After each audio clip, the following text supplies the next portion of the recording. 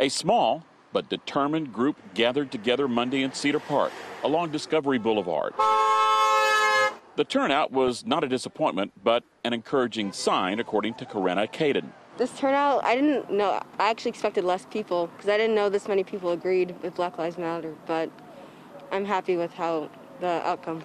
Caden was among those who spoke while the group was at Quest Village Park. The inextricable link between property taxes and education funding that denies black and brown children the education that they deserve. The event here is an effort to bring the message of change out of urban centers where most Black Lives Matter protests have initially taken place. I think when we're discussing racism in America, we tend to overlook the racism that happens in suburbia. Here in Leander and here in Cedar Park, there is blatant and malicious racism that happens to our black and brown communities that often goes overlooked. Those at this protest were young, but at one point, an older woman stopped her car in the middle of the boulevard and got out to show her support. Several children were also brought to the protest by their parents.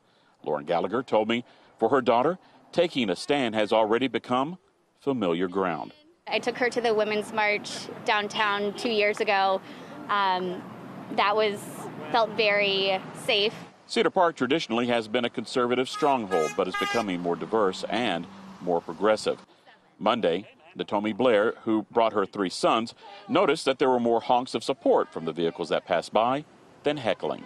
I think it does make a difference. I think we're at a place where people are at least trying to get educated about what's going on, and having these different gatherings are bringing a little bit of awareness that it's not just necessarily racism that we need to talk about, but institutions that maybe have been not as progressive as we thought. Cedar Park police were in the area but watched from a distance. Organizers eventually brought the protest to the police, a call for blind justice that requires opening eyes and minds.